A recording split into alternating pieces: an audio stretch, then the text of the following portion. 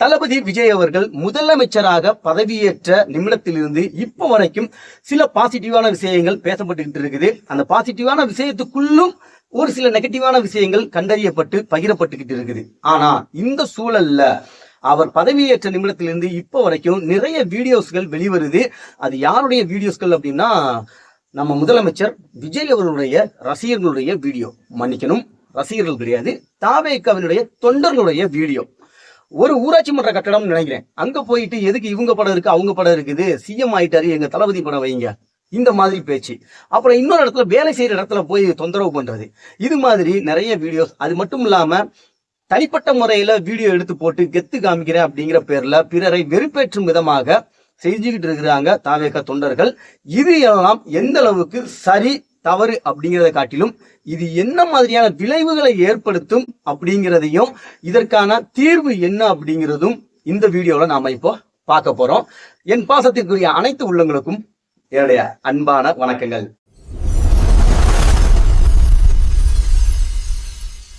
தாவேகாவினுடைய தலைவர் மாண்புமிகு முதலமைச்சர் திரு விஜய் அவர்கள் இப்போ ஒரு மிகப்பெரிய எச்சரிக்கையை விடுத்திருந்தாரு. தாவேகா தொண்டர்கள் எக்காரணம் கொண்டும் அட்வான்டேஜ் எடுக்கக்கூடாது அப்படிங்கிறத வேற வார்த்தைகள்ல பதிவு செஞ்சிருந்தாரு. ஆனா இதை கொஞ்சமும் மதிக்காத தாவேகா தொண்டர்கள் ஒரு சிலர், எல்லாரும் கிடையாது, ஒரு சிலர் இந்த மாதிரி அட்ராசிட்டில ஈடுபட்டு வராங்க. இது என்ன மாதிரியான ஒரு அதிர்வலையை உண்டாக்கும் அப்படின்னா, எல்லா அரசியல் கட்சி மாதிரி தான் இவங்களும் இருக்காங்க அப்படிங்கிற ஒரு தோற்றத்தை ஃபர்ஸ்ட் உருவாக்கும். ரெண்டாவது, இவங்கெல்லாம் பெரிய மாற்றம்லாம் கிடையாதுப்பா, இவங்களும் அதே குளத்துல ஊர்ன மட்டை தான் அப்படிங்கிற மாதிரியான ஒரு பின்பத்தையும் உருவாக்கும். இது மட்டும் இல்லாம தாவேகா ஆட்சிக்கு வர்ற வரைக்கும், தேர்தலில் போட்டியிட்டு எலெக்ஷன் முடிகிற வரைக்கும், ஜெயிக்கிற வரைக்கும் எல்லாருடைய சப்போர்ட்டும் வேணும் அப்படின்னு சொல்லி எல்லா சைட்லயுமே கோல் அடிச்சிட்டு இருந்தாங்க. ஆனா இப்போ எல்லாமே நாங்க அப்படின்ற ஒரு தலக்கணம் வந்துருச்சு அப்படின்ற மாதிரியான ஒரு விஷயமும் இதுக்குள்ள உருவாகுது. அது நிதர்சனம். இத தாவேகா தொண்டர்கள் புரிஞ்சுக்கணும். இது மட்டும் தானா அப்படின்னு கேட்டீங்கன்னா சத்தியமா கிடையாது. இதுக்குள்ள இருக்கக்கூடிய ஒரு முக்கியமான அரசியலை நீங்க புரிஞ்சுக்கணும். இப்போ உங்களுக்கு வாக்களித்த கிட்டத்தட்ட 2 கோடி கிட்ட சொல்றாங்க இல்லையா, அத்தனை வாக்காளர்களும் உங்களுடைய தொண்டர்கள் கிடையாது. இந்த தாவேகா அப்படிங்கிற கட்சிக்கான தனித்த வாக்கு வங்கி கிடையாது அப்படிங்கிறத ஃபர்ஸ்ட் உள்வாங்கிக்கோங்க. ரசிகர்கள் தொண்டர்களாக மாறிய வாக்கு வங்கி அப்படின்னு பார்த்தோம்னா 15 அதிகபட்சமாக ஒரு 22% வரைக்கும் இருக்குமா. மீதமுள்ள வாக்கு வங்கி முழுவதும் நடுநிலை மக்களுடையது அப்படிங்கிறத நீங்க ஃபர்ஸ்ட் புரிஞ்சுக்கிடணும். அவங்க எப்பவுமே இதே மாதிரி ஓட்டு போடுவாங்க அப்படின்னு சொல்ல முடியாது. போன எலெக்ஷன்ல வேற கட்சிகளுக்கு ஓட்டு போட்டுவாங்க, இந்த எலெக்ஷன்ல தாவேகாக்கு ஓட்டு போட்டிருக்காங்க. அடுத்த எலெக்ஷன்ல நீங்க ஒழுங்கா இல்ல அப்படின்னா, அல்லது ஆட்சி ஒழுங்கா நடக்கல அப்படின்னா, அல்லது தாவேகா தொண்டர்கள் சரியா நடந்துக்கிடல, எல்லாரையும் அவமதிக்கிறாங்க, தாந்தோன்றித்தனமாவும் தலக்கணமாவும் நடந்துக்கிறாங்க அப்படிங்கிற மாதிரி அவங்க மனசுக்கு தோணிருச்சு அப்படின்னா நிச்சயமா அடுத்து வேற கட்சிக்கு தான் ஓட்டு போடுவாங்க. ஓகேங்களா? இது உங்களுக்கு புரியுற மாதிரி சொல்லணும் அப்படிங்கிறதுக்காக தான் இவ்வளவு விளக்கமா சொல்லியிருக்கிறேன்.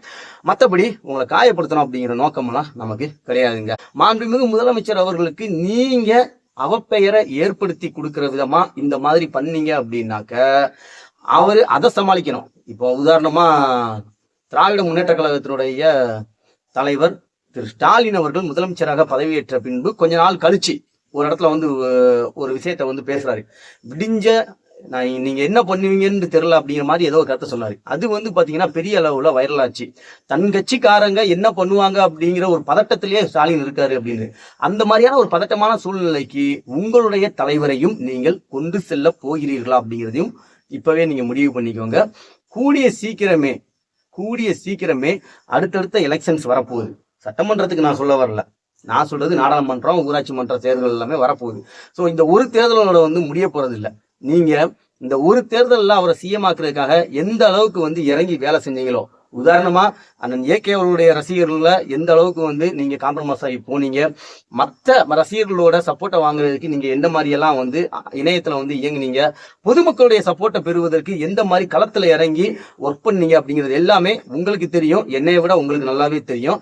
ஆனா இனிமேல் ஆட்சிக்கு வந்ததுக்கு அப்புறமாக அது எல்லாத்தையும் காத்துல பறக்க விட்டு நீங்க எப்பவும் போலியா இருந்தீங்க அப்படின்னாக்க மக்கள் அதற்கான தகுந்த பரிசை உங்களுக்கு கொடுப்பாங்க அப்படிங்கிறது ஞாபகம் வச்சுக்கோங்க. அதனால தான் சொல்றேன், எப்பவுமே விழிப்போடும் எச்சரிக்கையோடும் இருக்க வேண்டும் அப்படிங்கிறது தான் இந்த வீடியோவில் நான் உங்களுக்கு சொல்ல வர்றது. அதே மாதிரி இன்னொரு முக்கியமான விஷயம், முதலமைச்சர் விஜய் அவர்கள் சொன்னாலும் சரி, நாங்க இப்படித்தான் இருப்போம், ஏன்னா அவர் மீது நாங்க அளவு கடந்த பாசம் வச்சிருக்கோம், அதை இப்படித்தான் வெளிப்படுத்துவோம், எங்க தளபதியை யாராவது ஏதாவது சொன்னா எங்களால எதுவுமே பொறுத்துக்க முடியாது, அவருக்கு எதிராக ஏதாவது பேசுனாங்க அப்படின்னா நாங்க இப்படித்தான் செய்வோம் அப்படின்லாம் நீங்க நடந்துக்கிட்டீங்கன்னா நிச்சயமா உங்களை சமாளிக்கிறதே திரு விஜய் அவர்களுக்கு பெரிய பாடாயிரும். அது மட்டும் இல்லாம அவர் சமாளிக்க முயற்சி பண்ணி அது ஃபெயிலியர் ஆனாலும், அல்லது அவர் மீது நான் வைத்திருக்கக்கூடிய அன்பை காட்டணும் அப்படின்னு சொல்லி நீங்க தொடர்ச்சியா இது மாதிரியான சேட்டைகளை பண்ணிக்கிட்டே இருந்தாலும் அதுவும் மதிப்பிற்குரிய திரு விஜய் அவர்களுக்கு தான் பாதிப்பு, அதாவது உங்களுடைய தலைவர் அவர்களுக்கு தான் பாதிப்பு அப்படிங்கிறத அழுத்தம் திருத்தமா உங்க நெஞ்சில எழுதி வச்சு பதிய வச்சுக்கோங்க. இது நிதர்சனமான உண்மை. நெக்ஸ்ட் ஒரு செமையான வீடியோல சந்திப்போம். நான் உங்கள் அன்பு தோழன் ARM முத்து.